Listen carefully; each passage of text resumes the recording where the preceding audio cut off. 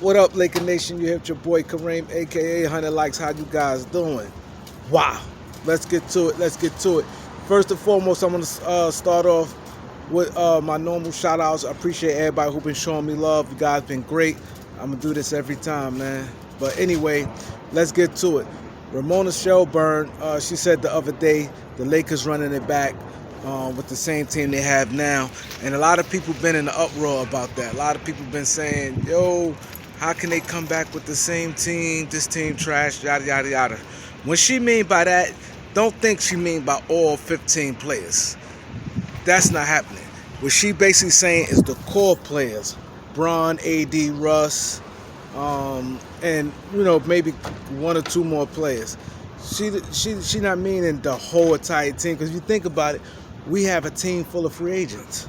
We have like 8 free agents. We only got like 5 players I think could be under contract: Bron, AD, Russ, THT, and I think Stanley Johnson and Austin Reeves. And they both of them got 2 non-guaranteed contracts. So she basically talking about the core players, Bron, AD, and Russ. That's the main guys who she's talking about. And she said that because I didn't give the story no credence or nothing like that, because I'm like, it didn't make sense.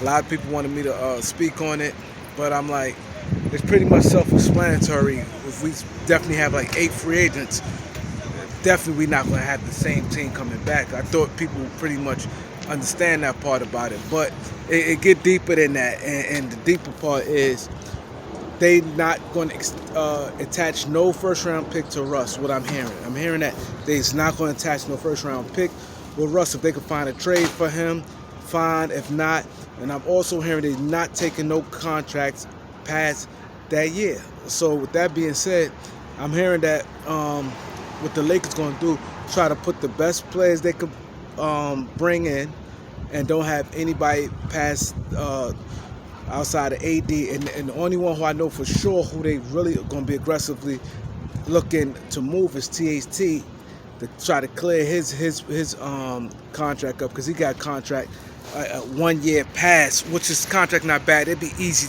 THT contract easy to move. Amateur GM can move that for some salary dump. That'd be pretty much easy to do. But they pretty much clearing the deck. So now what this means for LeBron, now this is where the problem come at. This is why I'm saying, will LeBron James leave the Lakers? Because like I said, next year, my understanding with when the Lakers staff, what they trying to do, they always gonna try to put together the best team they can, but they gonna stick to the rules and not take anyone past that contract. Maybe Malik Monk probably be like the only one, I believe, if they want to re-sign him. And I think that they just gonna go with that. Now we know LeBron James is not gonna really feel too comfortable about that, and he might, when his contract up, might ask he might just leave in free agency. One thing I could give Bron credit, he never really asked for a trade, so he always played his contract out. So I definitely think he's gonna play his contract out, and the Lakers pretty much taking control of the situation where they gonna make the moves they feel is necessary to make, because we all know Bron endorsed that move with bringing Westbrook in. That was basically a LeBron James move there. So they pretty much gonna ride and die with what they got, and whatever team they could bring in. They're gonna bring in a lot of guys on minimum contract like they did this year. A lot of guys on minimum contract, and the mid-level money, like I said, Malik Monk may be the only one they may look to give a contract pass next year if he signed it. But I think that he's gonna probably sign a one. My prediction is he's gonna sign the mid-level money for 1 year, and 1 year opt out, where the Lakers have option where they could go back in free agency, when he could go back in free agency and cash out.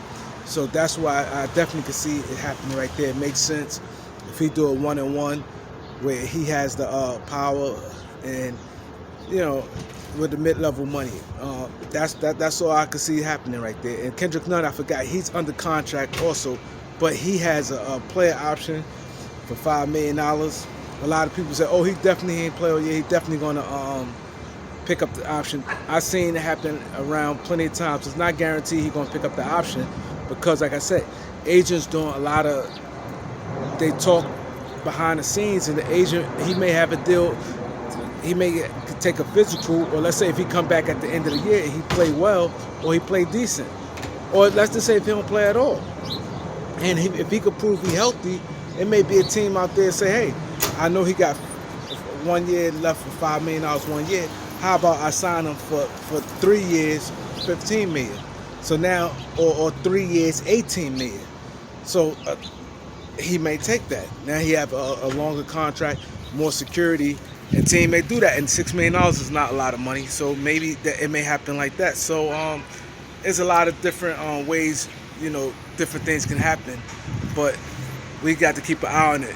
Will LeBron James leave? Because if he feel we're not putting together a championship team, and the Lakers not going to go all in for next year to try to win a championship. Meaning by not going all in, meaning not take on back contracts just for a guy they feel is necessary. And what I'm hearing, they're not going to attach no first-round pick to get rid of Russ. If they can't find a deal for Russ and bring back guys who on an aspiring deal, it's not going to happen. So we got to be prepared. Will LeBron leave the Lakers? Like, subscribe, peace.